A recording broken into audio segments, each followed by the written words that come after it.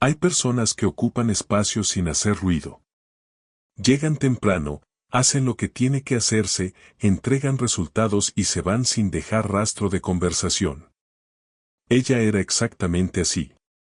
Eficiente de una manera que a veces intimidaba, discreta de una manera que a veces incomodaba. Todos sabían su nombre, sabían lo que hacía, sabían que podían contar con ella, pero nadie, en realidad, sabía quién era. Y esa diferencia es más grande de lo que parece. Conocer a alguien de verdad exige tiempo, exige interés, exige que la otra persona abra una puerta. Pero hay gente que ni siquiera intenta tocar esa puerta. Prefiere armar su propia versión con los fragmentos que ve desde afuera. Y entonces crea una imagen que parece real, que circula como real, pero que tiene tanto de verdad como una foto tomada solo desde el ángulo correcto. Ella se convirtió en esa foto para mucha gente. Lo curioso es que ella no hacía nada para alejar a las personas. No era grosera, no era arrogante. Solo había un intervalo entre ella y el resto, un espacio que nadie sabía nombrar bien. Como esa silla que queda vacía en una reunión llena, ¿sabes? Todos la miran, nadie se sienta. No porque la silla sea mala. A veces es porque las personas no saben bien qué esperar de ella. Y en ese vacío de información, la imaginación humana hace lo que siempre hace, rellenar. Con suposiciones, con juicios rápidos, con ese yo creo que ella es así que se convierte en certeza sin haber sido nunca probado. Es casi automático. El cerebro odia los vacíos. Entonces inventa una explicación y empieza a creer en ella como si la hubiera vivido. El problema es que cuando la explicación inventada se convierte en verdad aceptada, la persona real desaparece. Lo que queda es el personaje que los demás construyeron. Y ella, sin saber muy bien cómo romper eso, fue viviendo dentro de ese personaje. Cumpliendo su papel. Entregando resultados. Alejándose un poco más con cada intento frustrado de ser vista de otra manera. Eso no es raro. Pasa en la oficina, en la familia, en el grupo de amigos. Alguien que un día fue malinterpretado y, en vez de luchar contra la narrativa, porque luchar cansa y a veces empeora las cosas, simplemente se adapta. Va ocupando menos espacio. Va hablando menos. Va dejando que el silencio hable por ella, aun sabiendo que el silencio también será interpretado de la manera equivocada. Lo que nadie veía era lo que había debajo de toda esa postura. Su firmeza no era frialdad. Era resultado. Resultado de años aprendiendo que sonreír en el momento equivocado cuesta caro, que abrirse con la persona equivocada cuesta aún más, y que a veces la mejor protección es parecer que no necesitas ninguna. Había construido una armadura tan buena que las personas dejaron de intentar ver lo que había dentro. Y fue justamente esa armadura la que hizo que, cuando su pasado salió a la luz, nadie supiera exactamente qué esperar. Porque cuando no conoces a alguien de verdad, cualquier revelación puede parecer una sorpresa, aunque, para quien vivió aquello, fuera solo un capítulo más de una historia demasiado larga para caber en una sola conversación. Existe una diferencia que pocos perciben entre la persona callada por naturaleza y la persona callada por experiencia. La primera nunca tuvo mucho que decir. La segunda sí lo tuvo, y aprendió, a la fuerza, que hablar tiene un costo. Son dos silencios que por fuera parecen iguales, pero que por dentro cargan pesos completamente distintos. Y saber distinguir uno del otro dice mucho sobre cuánto alguien realmente presta atención a las personas que lo rodean. Quien ya fue juzgado de manera injusta desarrolla un sexto sentido extraño. Empieza a leer el ambiente antes de hablar. Evalúa el rostro de quien está del otro lado, el tono de la conversación, el contexto. Hace un cálculo rápido y silencioso, ¿vale la pena? ¿Va a ser entendido? ¿O va a ser distorsionado, repetido, usado como prueba de algo que ni siquiera existe? La mayoría de las veces, la respuesta que llega es, mejor no. Ella tenía ese cálculo en la punta de la lengua. No porque fuera desconfiada por naturaleza, sino porque la desconfianza le fue enseñada por personas que un día escucharon lo que dijo e hicieron algo completamente diferente con eso. ¿Sabes cuando alguien cuenta algo íntimo y, semanas después, eso vuelve transformado, con otro sabor, otro contexto? Pues bien, ella sabía exactamente cómo duele eso. Y el detalle cruel es que, cuanto más alguien se cierra por causa de eso, más los demás interpretan el cierre como confirmación de que hay algo que ocultar. Es una trampa perfecta. La persona se protege callando, y el silencio se convierte en evidencia en su contra. No hay salida limpia. Habla y arriesga. Calla y es sospechosa. Es el tipo de situación que va erosionando por dentro poco a poco, sin hacer ruido. Hay una investigación de la Universidad de Harvard que muestra que las personas que ya han sufrido rechazo social desarrollan una hipersensibilidad a señales de amenaza, incluso cuando la amenaza no existe de hecho. El cerebro aprende a defenderse de algo que un día dolió y empieza a ver peligro donde solo hay una conversación común. Ella no estaba siendo paranoica. Estaba siendo humana. Estaba siendo el resultado de lo que vivió. Lo que ocurre con el tiempo es que ese silencio se va volviendo cómodo. Se convierte en rutina. La persona deja de intentar explicarse, deja de buscar ser entendida, y empieza a encontrar una paz extraña en no depender de la interpretación de nadie. Es casi una liberación, pero una liberación que aísla. Porque comunicarse es arriesgado, y si el riesgo fue demasiado alto antes, la solución que el cuerpo encuentra es simplemente dejar de apostar. Y fue así como ella llegó a aquella noche. Con años de silencio construido ladrillo por ladrillo. Con una postura que decía estoy bien sin necesitar ninguna palabra. Con una distancia que las personas a su alrededor leyeron como arrogancia, como frialdad, como falta de interés. Cuando en realidad era solo la cicatriz de quien ya intentó acercarse y salió demasiado herida como para intentarlo de nuevo tan pronto. Lo que nadie allí sabía era que ese silencio estaba a punto de romperse. No porque ella lo hubiera planeado. No porque estuviera preparada. Sino porque a veces la vida fuerza la apertura que uno pasa años evitando, y cuando eso ocurre, lo que sale no es solo una explicación. Es todo lo que quedó reprimido esperando el momento adecuado para salir a la superficie. Hay palabras que no son solo palabras. Son detonantes. Son llaves que abren puertas que alguien pasó años intentando mantener cerradas. Un apellido puede ser una de esas llaves. No porque tenga poder propio, sino porque carga con todo lo que vino antes, las historias, los juicios, los capítulos que la persona intentó dejar atrás al cambiar de ciudad, de trabajo, de vida. Y cuando ese apellido es pronunciado en el lugar equivocado, en el momento equivocado, el efecto es inmediato. No fue un escándalo. No hubo ninguna intención clara de herir. Fue casi una distracción, una frase lanzada en medio de una conversación más amplia, como quien menciona un detalle sin darse cuenta del peso que ese detalle carga. Pero el daño no necesita intención para ocurrir. Una chispa no necesita querer incendiar para incendiar. Basta el ambiente adecuado, la tensión adecuada, y todo cambia en segundos. El aire en aquella sala cambió incluso antes de cualquier reacción visible. Es curioso cómo el cuerpo humano percibe la tensión antes de que la mente la procese. Las conversaciones fueron bajando de volumen casi por instinto. Las miradas empezaron a cruzarse con ese significado silencioso de ¿tú también escuchaste eso? Y ella, que estaba al otro lado del salón, lo sintió. No necesitó verlo. Ese tipo de cosas se sienten en la columna antes de llegar a los ojos. El antiguo apellido pertenecía a una vida que ella había enterrado con cuidado. No con descuido, no con prisa, con cuidado. Había construido una identidad nueva sobre aquello, no para esconder quién era, sino para sobrevivir a lo que había sucedido. Cambiar de nombre, de lugar, de rutina no es huida. A veces es la única forma de seguir respirando después de que todo se derrumba.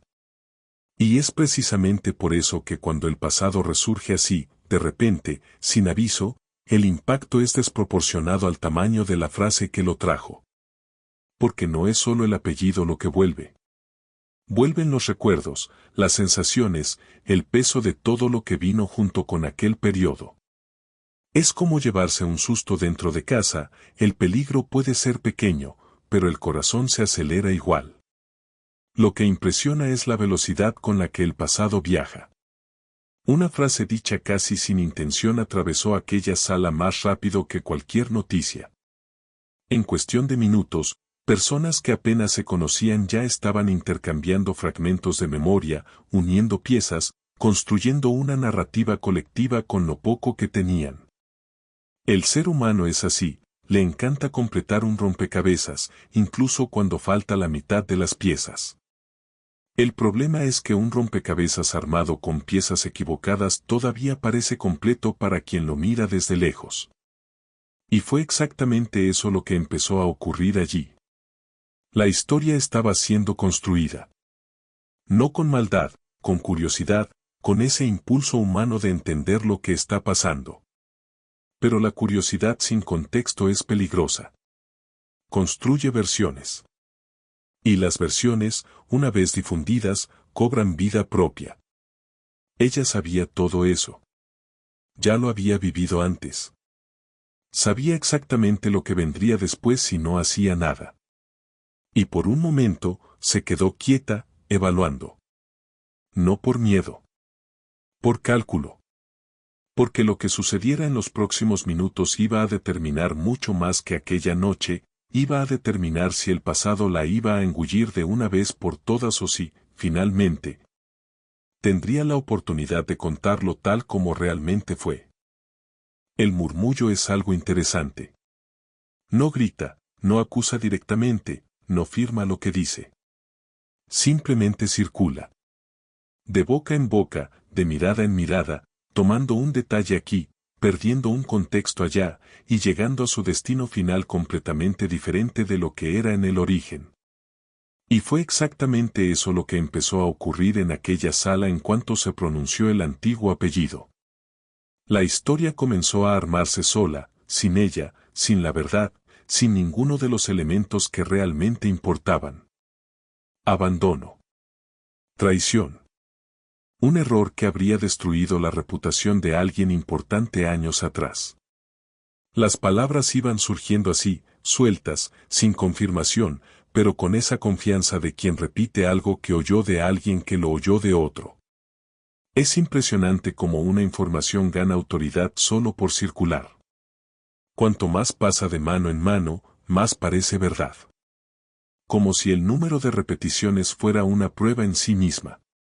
Hay un experimento clásico llamado teléfono descompuesto que todos hicieron en la infancia.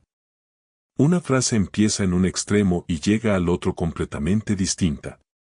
Todos se ríen. A todos les parece gracioso. Pero cuando el teléfono descompuesto no es un juego de niños, cuando es la reputación de una persona real pasando de boca en boca, nadie se ríe. Y el resultado final suele ser mucho más destructivo que cualquier frase distorsionada en un juego escolar. Lo que alimentaba los murmullos no era pura maldad.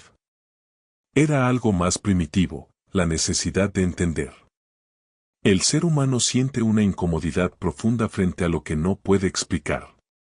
Entonces, cuando surge un vacío, un nombre antiguo, un pasado oscuro, una persona que siempre mantuvo distancia, el instinto es rellenarlo.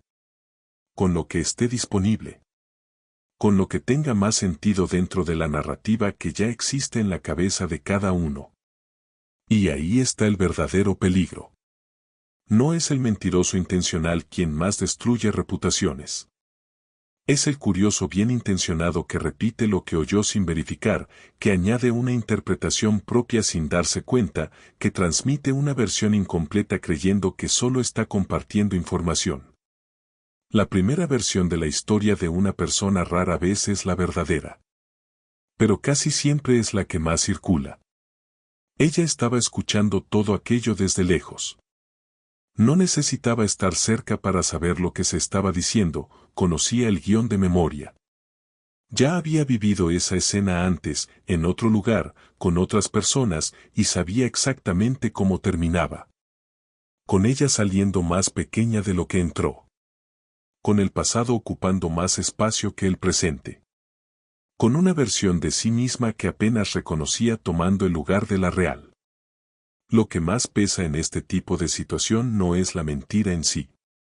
Es la mezcla. Una parte verdadera con una parte inventada crea algo mucho más difícil de desmontar que una mentira completa. Porque cuando alguien intenta defenderse, parte de lo que se está diciendo es real, y entonces parece que la defensa es lo falso. Es una trampa narrativa. Y ella estaba justo en el medio de ella. Mientras los murmullos crecían, había algo que nadie allí se estaba preguntando, la pregunta más obvia, la más simple, la que podría haberlo cambiado todo desde el principio. ¿Por qué nadie fue a preguntarle a ella? La respuesta a esa pregunta dice mucho más sobre quienes estaban en esa sala que sobre cualquier cosa que ella hubiera hecho en el pasado. La reputación es una de las cosas más paradójicas que existen en la vida humana. Lleva años construirla, años de constancia, de entrega, de presencia, de pequeñas decisiones correctas acumuladas una sobre otra. Y puede desaparecer en una noche. No en una semana, no en un mes. En una noche. A veces en una conversación. A veces en una frase. Es como construir una casa ladrillo a ladrillo durante años y verla agrietarse del techo al suelo en segundos por un temblor que ni siquiera fue tan fuerte. Lo que hace esto aún más difícil es que la reputación no pertenece a quien la construyó. Vive en la cabeza de los demás. Es una percepción colectiva, formada por recuerdos, impresiones, historias escuchadas, momentos presenciados. Eso significa que la persona no tiene control total sobre ella, nunca lo tuvo. Puede influir, puede esforzarse, puede dedicarse a construir algo sólido. Pero al final, lo que los otros deciden creer les pertenece a ellos, no a ella. Aquella noche, su reputación estaba siendo reescrita en tiempo real. Y lo peor, sin su participación. Era como ver a alguien editar su propia biografía sin tener acceso al archivo. Las grietas se iban extendiendo despacio, como esas fisuras en un vidrio fino que empiezan pequeñas y de repente llegan de un extremo al otro sin que nadie haya vuelto a tocar el cristal. El daño inicial ya era suficiente para que el resto viniera solo. Existe un concepto en psicología llamado sesgo de negatividad. El cerebro humano registra la información negativa con mucha más intensidad que la positiva. Una crítica pesa más que 10 elogios. Una mala noticia se difunde más rápido que una buena. No es maldad, es cableado. El cerebro fue programado a lo largo de milenios para prestar más atención al peligro que a la seguridad. El problema es que ese instinto de supervivencia, en una sala llena de personas juzgando una reputación, se convierte en combustible. Y fue exactamente eso lo que ocurrió. Cada fragmento negativo que surgía en los murmullos ganaba más peso que cualquier cosa positiva que alguien pudiera haber dicho sobre ella. Los años de trabajo serio, de discreción, de entrega, todo eso quedó en segundo plano. El pasado oscuro, incompleto, mal contado, ocupó el centro. Porque así funciona, lo negativo tiene micrófono, lo positivo tiene susurro. Lo que pocos perciben es que una reputación destruida rara vez vuelve a su estado original. Incluso cuando la verdad aparece, incluso cuando todo es explicado y entendido, queda una sombra. Una duda residual. Un y sí, que nunca desaparece por completo.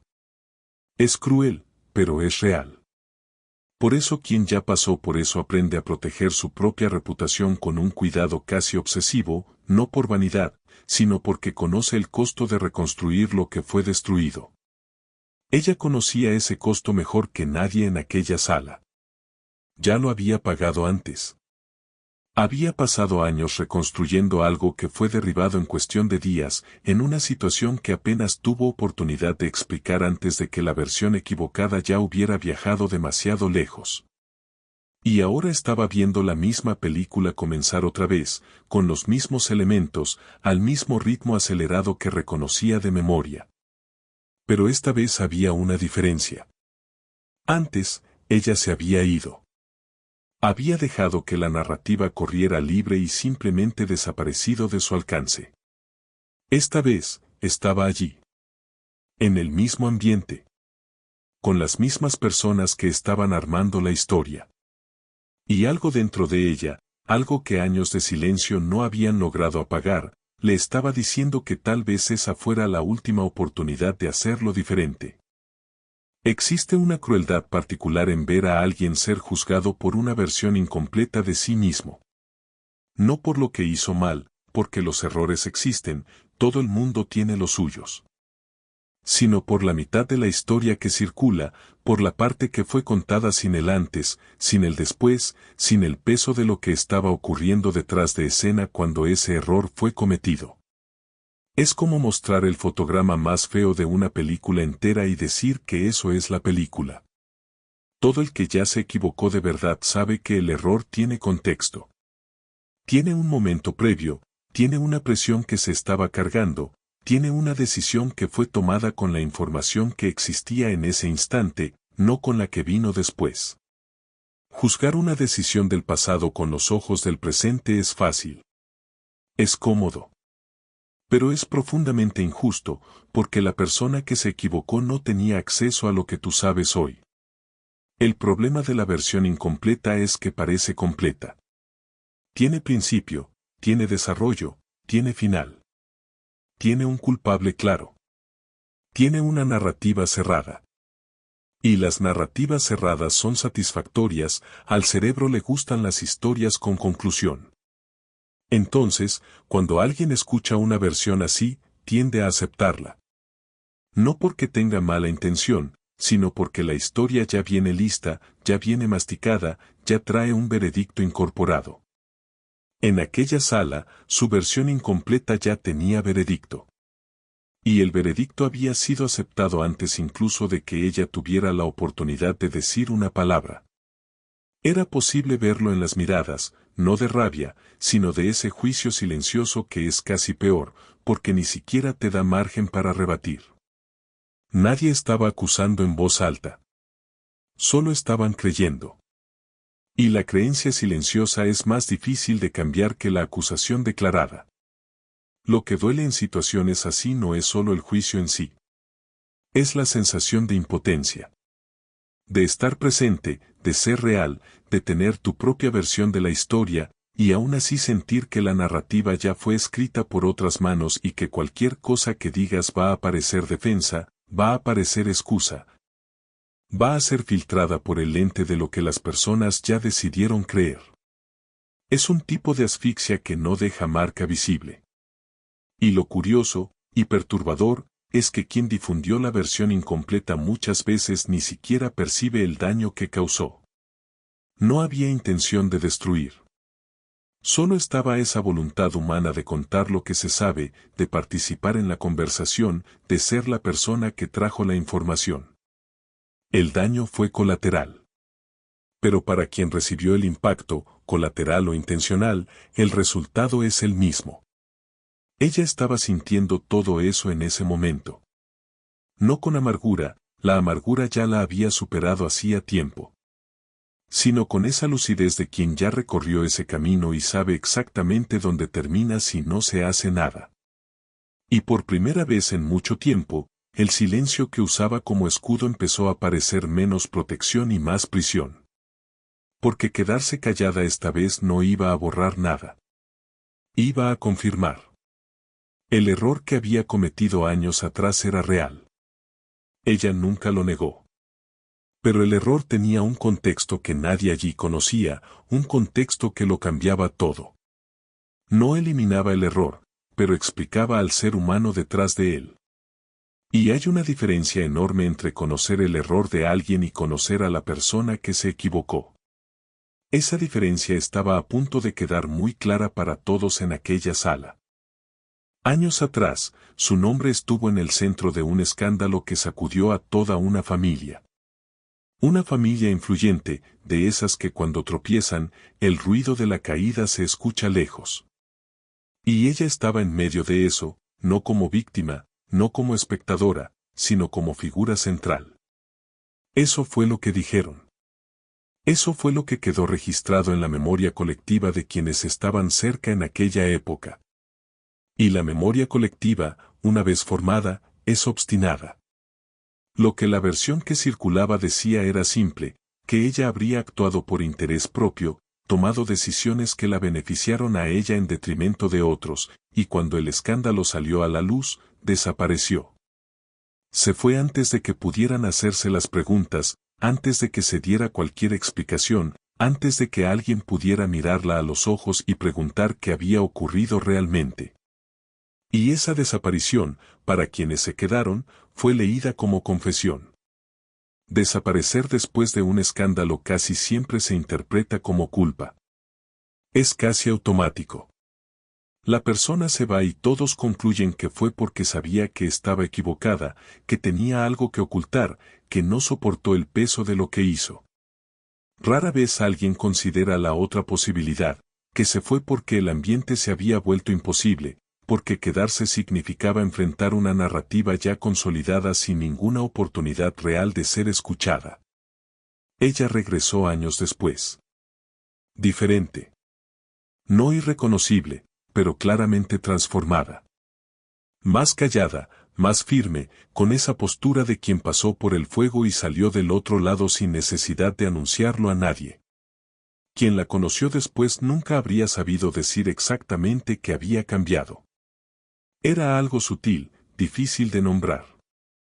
Como cuando una persona carga un peso invisible que no se ve en el cuerpo, pero sí en los ojos.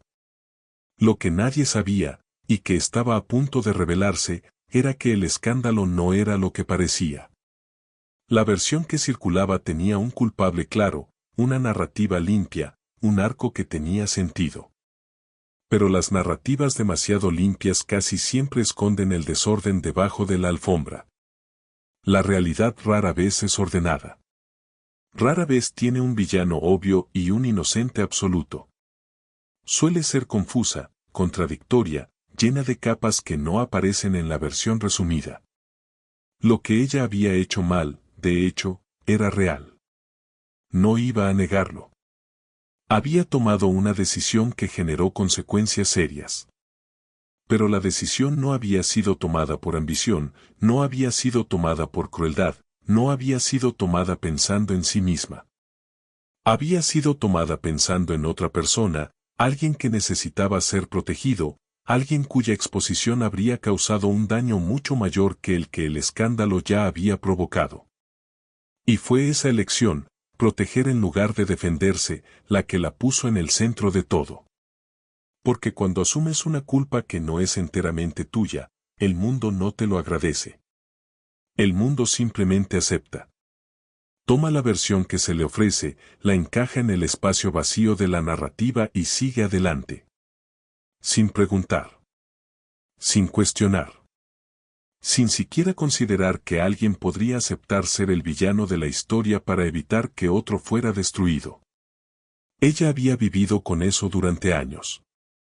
Con el peso de una etiqueta que no era completamente verdadera, pero que tenía alguna raíz en la realidad, lo suficiente como para ser difícil de refutar. Lo suficiente como para hacer que cualquier defensa pareciera exagerada.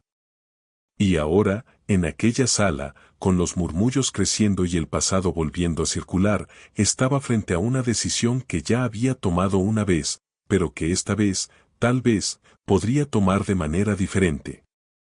La etiqueta es algo extraño. Empieza desde afuera, alguien la coloca, alguien la repite, alguien la confirma sin saber que la está confirmando. Pero con el tiempo, si la persona no tiene cuidado, empieza a migrar. Deja de estar afuera y entra hacia adentro. Deja de ser lo que los otros dicen y se convierte en lo que la propia persona cree sobre sí misma. Y cuando eso ocurre, la etiqueta deja de ser una acusación externa y se vuelve una prisión interna. Una prisión sin barrotes visibles, pero igual de real. Ella había cargado con esa etiqueta durante años. No de forma pasiva, luchó contra ella, intentó ignorarla, intentó construir una vida lo suficientemente grande como para que quedara pequeña en comparación. Y en parte lo logró. Pero hay días en que la etiqueta habla más fuerte. Días en que una mirada distinta, una pausa en una conversación, una pregunta hecha con el tono equivocado es suficiente para traerlo todo de vuelta con una claridad incómoda. Quien nunca ha llevado una etiqueta injusta quizá no entienda el nivel de vigilancia que eso exige. No es paranoia, es adaptación. La persona aprende a entrar en un ambiente nuevo ya mapeando quién sabe qué, ya calculando lo que puede o no puede decirse. Ya anticipando el momento en que el pasado va a aparecer y ensayando mentalmente cómo va a reaccionar. Es agotador. Es un trabajo que nunca termina y que nadie ve hacerse. Y hay un efecto colateral del que pocos hablan, la etiqueta cambia la postura. No por elección consciente, por supervivencia. Cuando alguien pasa años siendo mirado con desconfianza, el cuerpo aprende a responder a eso. La columna se endereza. El mentón se levanta. La expresión se cierra un poco. No es arrogancia. Es la armadura que se forma cuando la vulnerabilidad ya ha costado demasiado. Es la forma que el cuerpo encontró de decir, puedes mirar, pero no me verás derrumbarme. Ella tenía esa postura. Y esa postura, irónicamente, alimentaba la etiqueta. Porque las personas leían la firmeza como frialdad, leían la distancia como superioridad, leían la compostura como falta de remordimiento. Lo que era protección se volvía prueba. Lo que era cicatriz se volvía acusación. Es un ciclo perverso, y ella llevaba tiempo dentro de él, sabiendo que lo estaba, sin lograr salir sin exponerse de una manera que parecía demasiado peligrosa. El peso de una etiqueta no es uniforme. Hay días en que casi no pesa. La vida continúa, el trabajo ocupa espacio, las pequeñas alegrías cotidianas distraen lo suficiente como para que todo parezca normal. Pero hay momentos, como ese, en aquella sala, con el antiguo apellido circulando de boca en boca, en que el peso regresa entero. Como si los años de distancia no hubieran existido. Como si el tiempo no hubiera pasado de verdad, solo hubiera fingido pasar. Lo que sostiene a una persona en una situación así no es el optimismo. Es algo más duro, más práctico. Es la decisión de seguir funcionando independientemente de lo que los demás crean. De levantarse cada día y hacer lo que hay que hacer sin esperar que el mundo decida ser justo primero. Esa no es una postura romántica, es la postura de quien ya esperó demasiado por la justicia ajena y decidió dejar de tercerizar su propia dignidad. Y fue exactamente esa postura la que llevó a aquella noche. No la postura de quien va a defenderse con rabia, no la postura de quien va a suplicar ser comprendida. La postura de quien finalmente decidió que el silencio ya había cumplido su función, y que había llegado el momento de reemplazarlo por algo que costaría mucho más, pero que quizá, por primera vez en mucho tiempo, valdría la pena el riesgo. Hay una diferencia enorme entre la persona que habla porque no aguantó más y la persona que habla porque decidió hacerlo. La primera reacciona, pierde el control, deja que la emoción tome el volante, dice cosas que quizá no debería y después se arrepiente. La segunda elige, evalúa el momento, respira hondo y entra en la conversación con una claridad que intimida más que cualquier grito. Ella era la segunda. Y cuando se puso de pie en aquella sala, todos lo percibieron incluso antes de que dijera una sola palabra. Podría haberse ido. Era la opción más fácil, la más conocida, la que su historial señalaba como patrón. Cuando el ambiente se volvía demasiado pesado, desaparecía. Ya lo había hecho antes. El mundo la había dejado.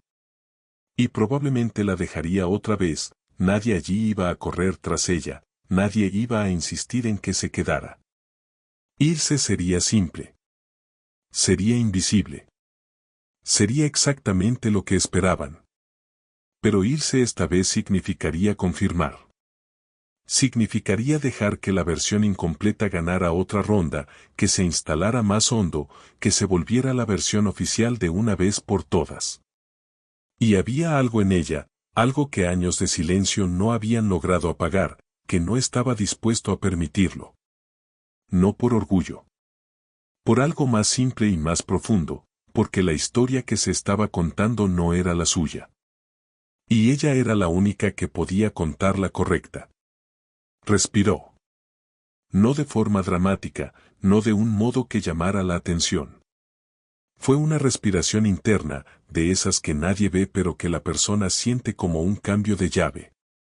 El tipo de respiración que precede a una decisión que no tiene vuelta atrás. Y entonces se quedó donde estaba, firme en el suelo de aquella sala, con la postura de siempre, pero con algo distinto en los ojos. Quien estaba lo bastante cerca lo vio. Quien estaba lejos lo sintió. El silencio que se formó cuando empezó a hablar fue diferente de todos los otros silencios de esa noche. Antes, el silencio era de murmullo contenido, de juicio circulando en voz baja. Ahora era de atención real. De curiosidad que dejó de ser chisme y se volvió algo más serio. Porque cuando una persona que siempre permaneció callada decide hablar, el instinto colectivo es escuchar. Aunque sea solo para confirmar lo que ya se cree, el instinto es escuchar. No empezó pidiendo disculpas. No empezó justificándose. Empezó por el principio, por el contexto que nadie tenía, por la parte de la historia que nunca había sido contada en voz alta fuera de un círculo muy pequeño. Y había una calma en esa forma de empezar que desarmó a las personas incluso antes del contenido. Porque quien miente rara vez empieza por el principio. Quien miente empieza por la defensa. A medida que hablaba, se podía percibir el peso de cada palabra. No era un discurso ensayado, era alguien desempaquetando algo que había permanecido guardado durante mucho tiempo, con el cuidado de quien sabe que cada detalle importa, que cada omisión puede ser usada en su contra. Que la única manera de hacerlo bien era hacerlo completo. Sin atajos. Sin la versión resumida que sería más fácil de digerir pero que traicionaría la verdad de lo que realmente ocurrió. Y mientras hablaba, algo curioso empezaba a suceder en el ambiente. Los rostros iban cambiando. No de forma dramática, sutilmente. La tensión del juicio iba cediendo espacio a algo distinto. No era acuerdo todavía. Era duda. Y la duda, en ese contexto, lo era todo. Porque la certeza con la que todos habían llegado aquella noche, la certeza de que sabían quién era ella, estaba empezando a agrietarse. Y cuando una certeza se agrieta, lo que se cuela por la grieta es la posibilidad de que la historia sea más grande de lo que parecía. La verdad, cuando finalmente aparece completa, rara vez es lo que las personas esperaban. No porque sea más simple, a veces es más compleja. Sino porque no tiene la forma limpia que tenía la versión inventada. Tiene pliegues, contradicciones, momentos que no tienen sentido inmediato, decisiones que solo se explican cuando entiendes lo que estaba en juego detrás de ellas. Y fue exactamente eso lo que ocurrió cuando terminó de contar lo que realmente había pasado años atrás. El escándalo no era sobre ambición. No era sobre traición en el sentido que todos habían asumido. Era sobre protección. Ella había asumido una culpa que no era enteramente suya para blindar a alguien de su propia familia, alguien que, si hubiera sido expuesto en ese momento, habría causado un daño mucho mayor que el escándalo ya había provocado. No solo en reputación. En vidas reales. En personas reales que dependían de ese alguien de maneras que nadie desde afuera podía ver. Ese tipo de decisión es difícil de entender para quien nunca estuvo en esa posición. ¿Por qué desde fuera parece absurdo? ¿Por qué alguien asumiría una culpa que no es suya? Pero desde dentro, cuando estás en medio de una situación en la que las opciones son malas por todos lados y la única variable que puedes controlar es cuánto daño se va a causar, la lógica cambia por completo. No es heroísmo. Es una matemática dolorosa. Ella conocía el costo. Sabía que asumir aquello significaba perder reputación, significaba ser mirada con desconfianza, significaba cargar una etiqueta que no era completamente verdadera. Lo hizo de todos modos. No porque la obligaran, sino porque calculó que era la decisión que causaba menos destrucción en total. Y luego vivió con las consecuencias de esa decisión durante años, en silencio, sin pedir reconocimiento, sin esperar que algún día alguien lo entendiera. Lo perturbador de esa revelación no es el sacrificio en sí. Es darse cuenta de lo rápido que las personas a su alrededor aceptaron la versión negativa sin cuestionarla. Lo fácil que fue encajarla en el papel de villana porque había elementos suficientes para sostener esa lectura. Como nadie, ni una sola persona, se detuvo a preguntar si había algo más. Si había contexto. Si había una razón que no estaba visible en la superficie. Mientras hablaba, era posible ver en los rostros alrededor la incomodidad de quienes estaban siendo confrontados con su propia prisa por juzgar. No era una acusación directa, ella no estaba culpando a nadie. Pero la verdad, cuando se cuenta con calma y sin rencor, tiene ese efecto colateral, expone a quienes están del otro lado. No con agresividad. Con un espejo. Su verdad no era una historia de heroína. Era la historia de alguien que tomó una decisión difícil, pagó un precio alto por ella y siguió adelante sin la validación que quizá merecía. Eso es más humano que cualquier narrativa de villana que estaba circulando. Y precisamente por ser más humano, era más difícil de procesar. Porque los héroes y los villanos son fáciles de meter en una caja. Las personas reales, con motivaciones reales y contradicciones reales, exigen más del espectador. Y fue entonces cuando el silencio cambió de naturaleza por segunda vez esa noche. El primer silencio había sido de juicio. El segundo, justo después de que se pronunciara el antiguo apellido, había sido de tensión. Este tercero era distinto a todos. Era el silencio de quien acaba de recibir una información que no puede encajar en lo que ya creía y que necesita un momento para reorganizarlo todo. Era el silencio de quien fue sorprendido por su propia incapacidad de haber visto algo que, ahora que estaba frente a él, parecía evidente. Existe un tipo de fuerza que todo el mundo reconoce. Es la fuerza de quien enfrenta de frente, de quien golpea el puño sobre la mesa, de quien no deja pasar nada, de quien grita cuando hace falta y no retrocede cuando es presionado. Esa fuerza se muestra. Es visible, es admirada, es el tipo de cosa que las personas cuentan después con orgullo. Pero existe otro tipo de fuerza, menos visible, menos celebrada, mucho más rara, que es la fuerza de aceptar ser malinterpretado para evitar que algo más grande se derrumbe. Esa segunda fuerza no tiene un nombre bonito. No aparece en discursos de graduación. No sale en citas motivacionales. Porque desde afuera no parece fuerza, parece debilidad. Parece omisión. Parece la ausencia de reacción de alguien que no supo qué hacer. Y justamente por eso quien la ejerce rara vez recibe crédito. El crédito va para quien reaccionó. Para quien fue visto. Para quien hizo suficiente ruido como para ser recordado. Ella había ejercido esa fuerza años atrás sin ninguna garantía de que algún día sería entendida. Sin saber si la persona a la que protegió iba a reconocer el sacrificio. Sin certeza de que la verdad algún día saldría a la luz. Simplemente calculó lo que estaba en juego, tomó una decisión y cargó con las consecuencias. Eso no es pasividad.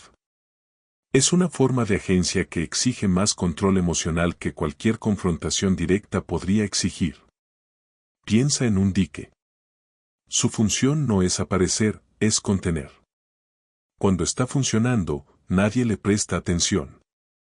El agua no se desborda, la ciudad permanece seca, la vida sigue con normalidad. El dique solo se convierte en noticia cuando cede. Ella había sido el dique. Había contenido algo que, si se hubiera desbordado, habría inundado mucho más de lo que inundó. Y como todo dique que funciona, pasó años sin que nadie notara lo que estaba siendo sostenido. El problema de ser el dique es que, mientras contienes, la presión se acumula. No la presión de la situación externa, esa había aprendido a manejarla. La presión interna. La de cargar algo que no puede compartirse, la de vivir con una versión de sí misma que no es completa, la de sonreír cuando alguien hace una referencia al pasado sin saber lo que está tocando. Esa presión no se ve. Pero está ahí, todos los días, en dosis que parecen pequeñas pero que se van sumando. Es interesante observar que las personas más fuertes que existen rara vez son las que parecen más fuertes. Son las que cargan más sin mostrarlo. Son las que funcionan bajo presión sin pedir audiencia para ello. Son las que toman las decisiones más difíciles en los momentos más silenciosos, lejos de cualquier testigo, sin ninguna cámara apuntándolas. Ese tipo de fuerza no genera aplausos. Genera, como mucho, una paz interna que a veces ni siquiera parece suficiente para el costo que tuvo. En aquella sala, cuando la verdad finalmente salió a la luz, algo cambió en la forma en que las personas la miraban. No era admiración inmediata, era algo más complejo, más incómodo. Era el reconocimiento tardío de una fuerza que había estado allí todo el tiempo y que nadie había visto porque estaban buscando en el lugar equivocado. Estaban buscando grito, confrontación, defensa. Y lo que había era contención. Control. Una decisión tomada en silencio que había costado años de reputación. Y quizá la lección más difícil de todo aquello fuera precisamente esa, que no toda fuerza está hecha para ser vista. Que algunas de las decisiones más valientes que un ser humano puede tomar son exactamente aquellas que nadie va a aplaudir, que nadie va a entender de inmediato. Que van a costar más de lo que deberían y rendir menos reconocimiento del que merecen. Y que aún así, precisamente por eso, necesitan ser tomadas. Hay momentos en los que la verdad no necesita defensa. Solo necesita un testigo. Alguien que estuvo allí, que vio, que sabe, y que por alguna razón que quizá ni él mismo logra explicar del todo, decide en ese momento que el silencio ya duró lo suficiente. Fue lo que ocurrió en aquella sala. En medio de un silencio que todavía estaba procesando todo lo que ella había dicho, una voz surgió desde un rincón que nadie esperaba. El testigo no era alguien obvio. No era alguien que estuviera allí para defenderla, no era alguien con un interés declarado en la historia. Era simplemente alguien que había estado presente años atrás, que había guardado lo que sabía sin saber muy bien qué hacer con ello, y que en ese momento, quizá por culpa, quizá por cansancio. Quizá porque la verdad tiene un peso que se vuelve más difícil de cargar con el tiempo, decidió hablar. Confirmó partes de la historia. No todo, nadie confirma todo, porque nadie ve todo. Pero lo suficiente. Lo suficiente como para que la narrativa que había circulado durante años perdiera el suelo de repente. Lo suficiente como para que las personas que sostenían aquella versión como verdad la sintieran resbalar de las manos sin poder retenerla. Es una sensación específica, esa de ver una certeza desmoronarse. Incómoda de una manera que no tiene un nombre exacto. El silencio que vino después de esa confirmación fue distinto a todos los anteriores. No era el silencio de quien está juzgando, ni el de quien está procesando una revelación. Era el silencio de la incomodidad colectiva, ese momento en que un grupo entero percibe al mismo tiempo que estaba equivocado, y nadie sabe muy bien qué hacer con eso. Es un silencio pesado. Denso. De los que ocupan el espacio físico de la sala de una manera que se puede sentir. La incomodidad colectiva es interesante porque tiende a disfrazarse. Las personas rara vez se quedan sentadas con ella. Empiezan a buscar una salida, una forma de redistribuir la culpa, de encontrar una explicación que preserve la propia imagen, de transformar el error de juicio en algo más digerible. Yo no sabía todo. La historia que me llegó era diferente. Cualquiera habría pensado lo mismo con la información que tenía. Todas frases verdaderas. Todas también formas de aliviar un peso que quizá debería cargarse un poco más. Ella observó todo eso sin decir nada. Ya había dicho lo que necesitaba decir. La confirmación había llegado de donde tenía que llegar. El resto, el procesamiento, la incomodidad, las reorganizaciones internas que estaban ocurriendo en cada persona allí, ya no era su responsabilidad. Había hecho su parte. Y había una ligereza extraña en eso, una ligereza que no esperaba sentir tan pronto, como si el peso hubiera sido depositado en el lugar correcto por fin. Lo que la confirmación hizo, en la práctica, fue devolverle a cada persona en la sala la responsabilidad por su propio juicio. Porque mientras existiera solo su versión contra la versión que circulaba, siempre habría una salida fácil, dudar de ella, atribuirlo al interés propio, encontrar un motivo para desconfiar.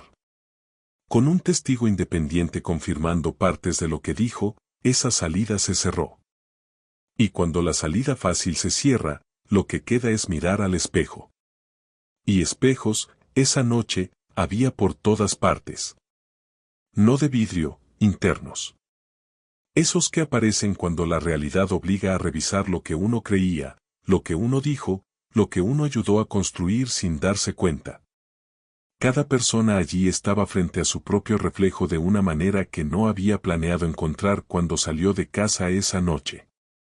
Y lo que cada uno haría con ese reflejo, eso todavía estaba por verse. Es fácil señalar el error de una persona.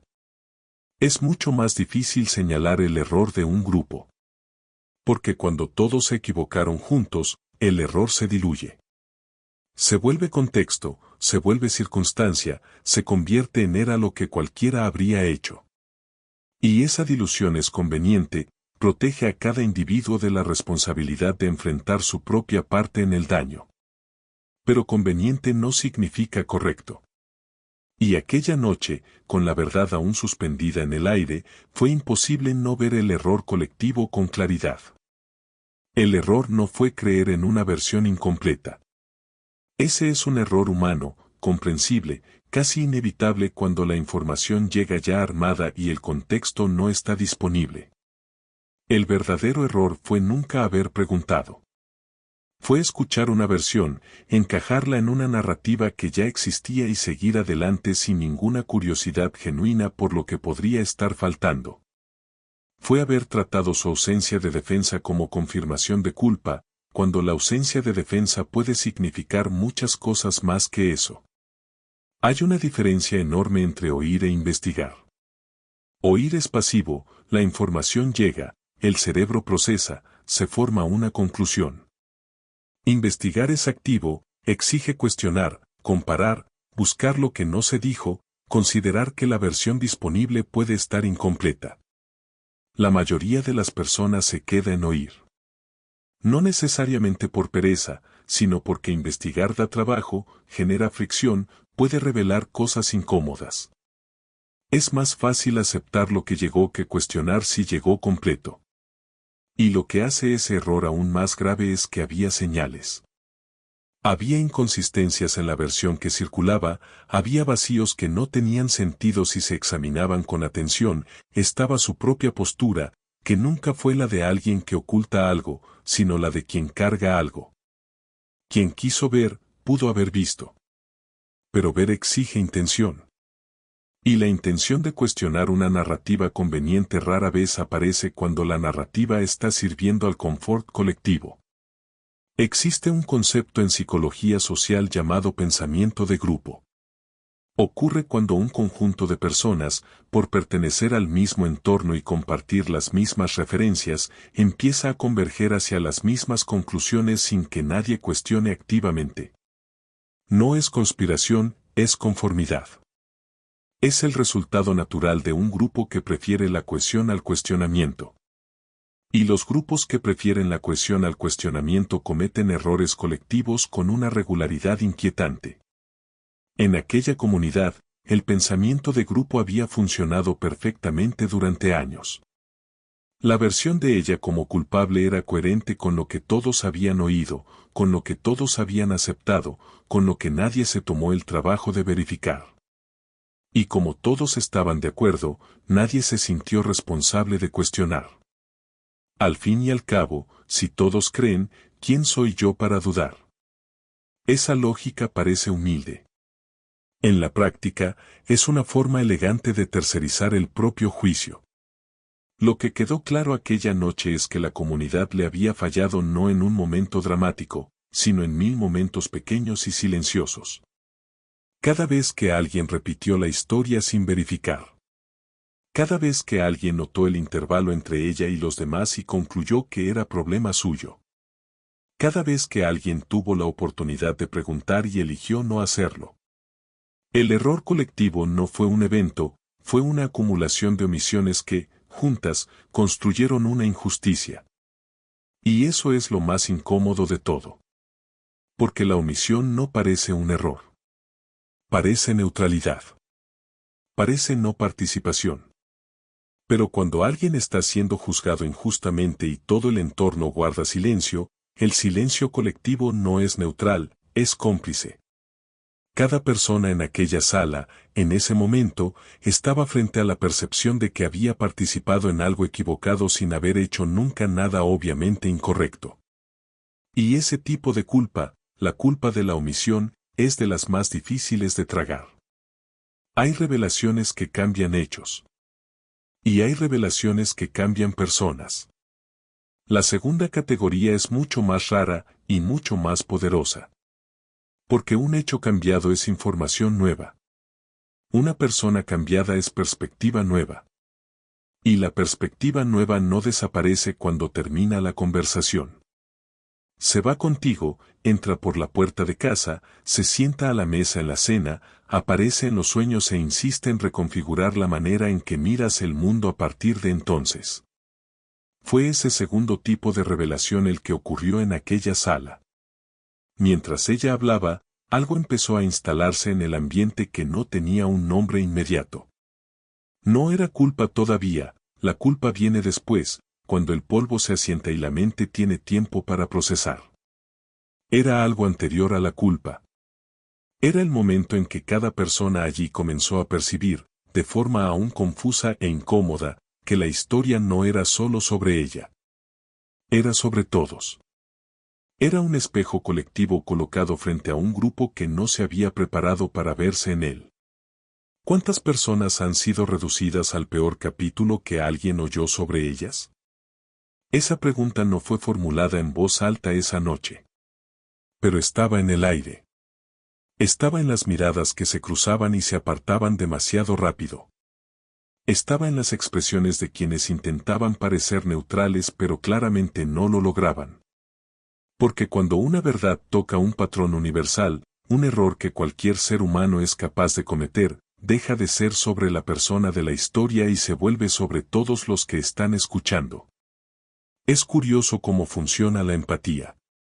Rara vez aparece en el momento del juicio, aparece después, cuando la información cambia y el cerebro necesita reorganizar lo que siente. Y esa reorganización no es cómoda. Porque la empatía tardía viene acompañada de una pregunta que a nadie le gusta responder, ¿qué hice o qué dejé de hacer, cuando todavía tenía la oportunidad de hacerlo diferente?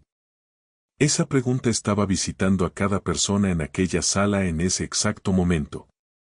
Y el impacto no era uniforme.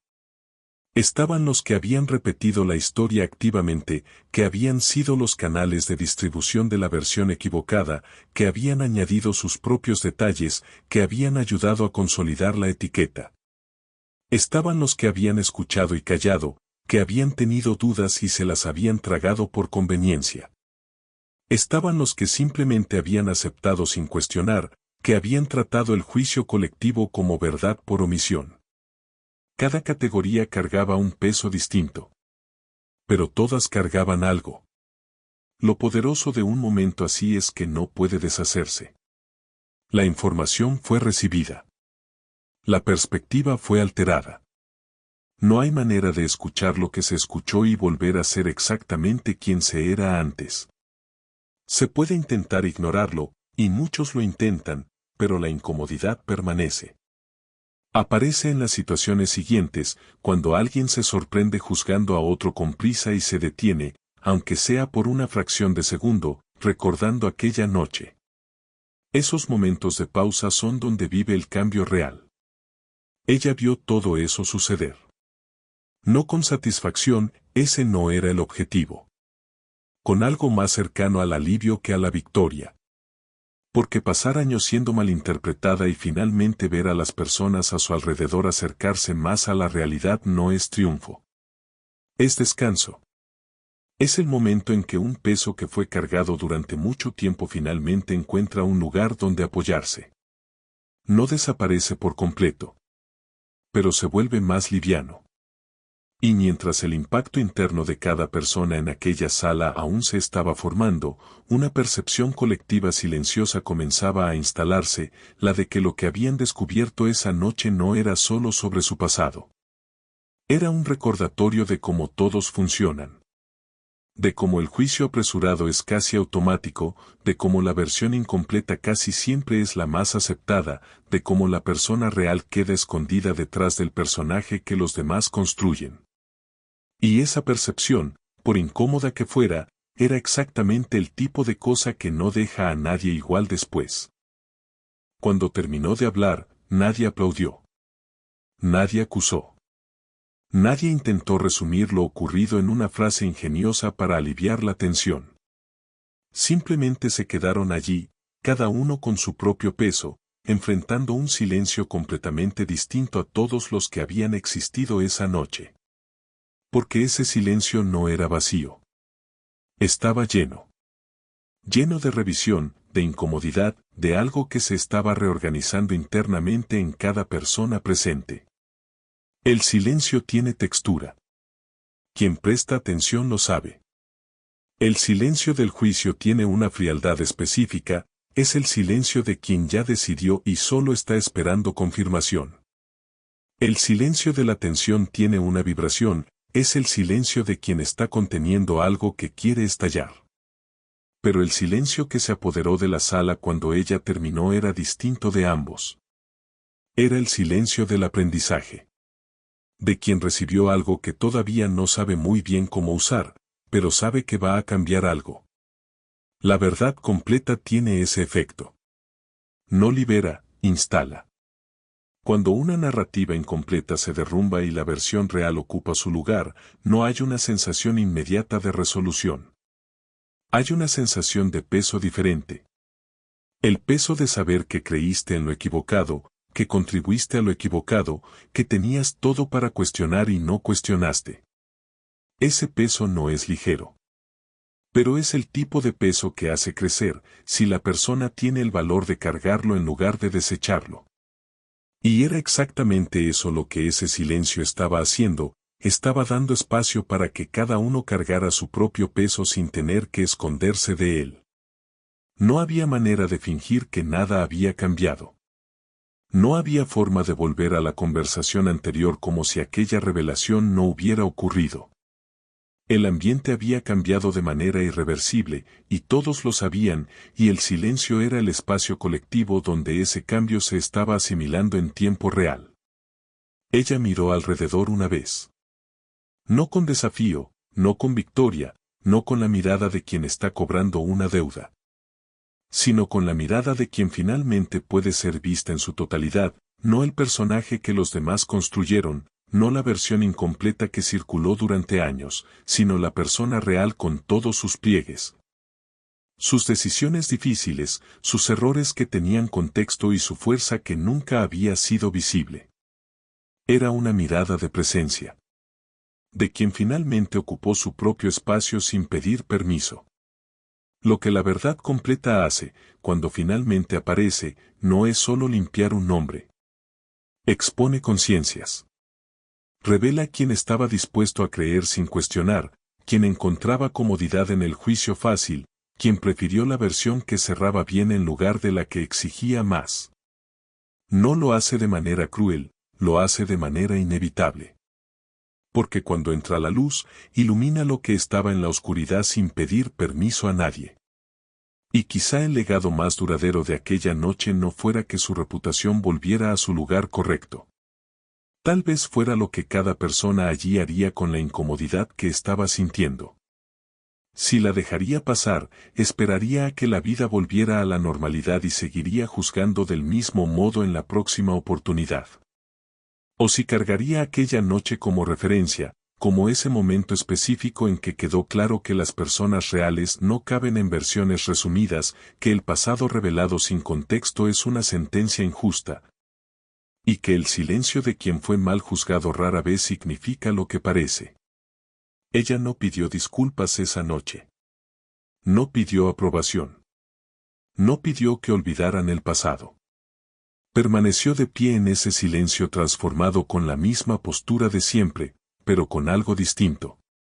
Con la ligereza de quien finalmente depositó un peso que llevaba sola desde hacía demasiado tiempo.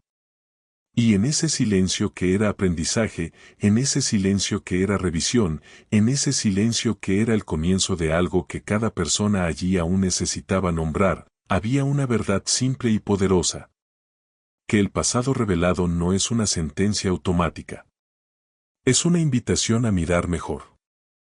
Ella no pidió disculpas. No pidió aprobación. No pidió que olvidaran el pasado. Solo dijo, yo sobreviví. Y eso ya costó lo suficiente. Y en ese momento, el silencio dejó de ser condena y se convirtió en aprendizaje.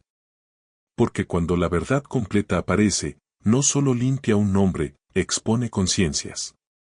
Y la conciencia que fue expuesta aquella noche no era solo la suya. Era la de todos los que estaban allí. Era, tal vez, la tuya también. Piensa con honestidad por un segundo, ¿cuántas veces ya formaste una opinión sobre alguien basándote en una versión que te llegó lista, masticada, sin contexto? ¿Cuántas personas a tu alrededor están cargando una etiqueta que tú ayudaste a pegar, no con maldad, sino con prisa? ¿Cuántos juicios silenciosos hiciste hoy, esta semana, este mes, sobre alguien que quizá tiene una historia que nunca te tomaste el tiempo de preguntar? Esas preguntas incomodan. Y es exactamente por eso que necesitan ser hechas. Porque la incomodidad que estás sintiendo ahora es la misma que aquellas personas sintieron en esa sala, y es de esa incomodidad de donde nace el cambio real.